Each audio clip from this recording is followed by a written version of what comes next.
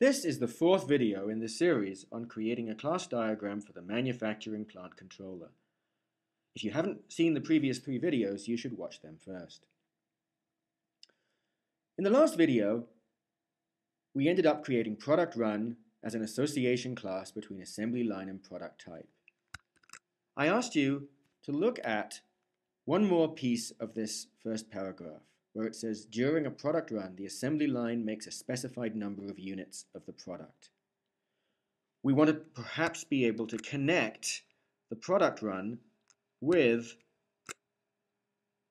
the product. So we need to do that. We need to do an association.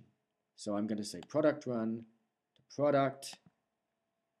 Again, by default, it makes it many to many. But a product run is going to make a number of particular instances of that product with serial number, and each of them is made in one product run. Okay, so we need to go find that association between product run and product. Here it is. Okay, a product is made in one product run. Okay, we'll edit that, and that will give us this association that we're interested in. The next thing we're going to do is we're going to go back and we're going to look at this second paragraph. This is talking about the steps, the assembly steps, essentially, that are going to be done by robots, okay, on the product to make elements of a product type. Okay, so how are we going to handle this? Okay, robots are going to be involved in making these assembly steps. Well, let's add a couple of classes. Okay, let's go over here and we'll add class robot.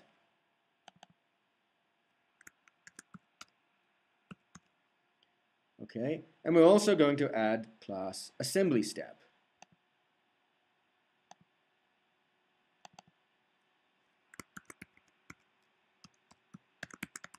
Now, going back here, it says that a product under construction moves down the assembly line. It's worked on in a turn by a series of robots. Okay, each robot completes one step. Okay, each robot is dedicated to just one manufacturing step. All right, so that's clear. And essentially what we have to do is we have to decide what are the assembly steps for each product. Let's go back here. I'm going to add an association between product type and assembly step that says that a product type is made in a number of assembly steps. Okay, so here we have product type and assembly step, and we should see here the notion of this association appearing. Okay, so I'm gonna, there was a glitch in there. If we have a glitch, I'm going to do undo in the system. Just take that out for a second.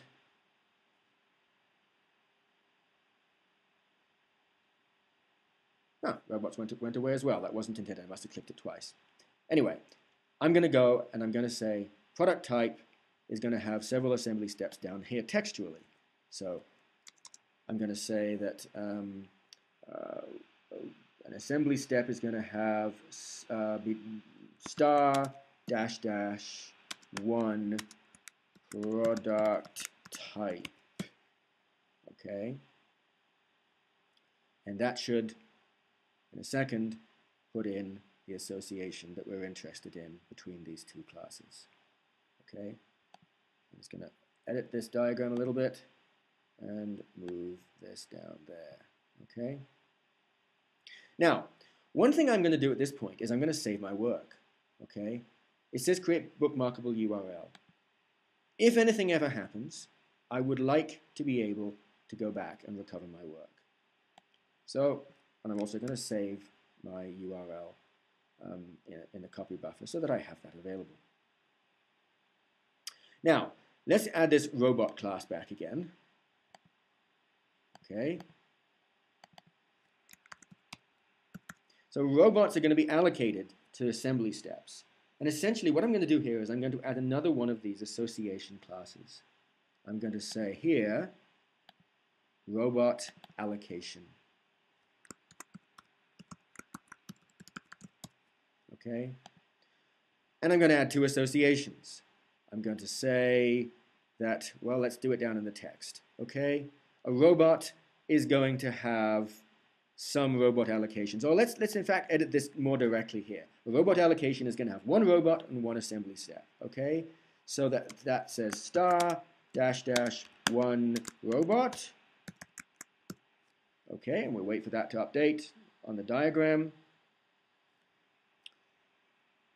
It takes about 3 seconds. It waits to make sure you've actually finished typing. And then we're going to say star dash dash one assembly step.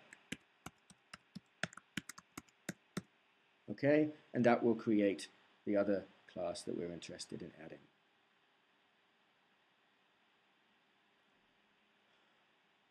One final thing I'm going to do before I finish this is I'm going to just add attributes that we need. We should always have some kind of identification of each class. I'm going to talk about the assembly step as having a description. Okay.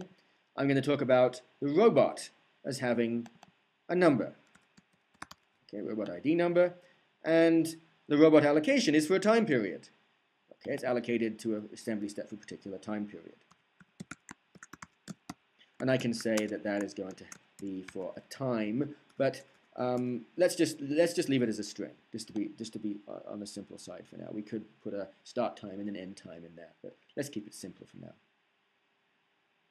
Okay, so that brings us to the end of the 4th video in this series. We'll continue with this problem, looking at a few more lines of text in the next video.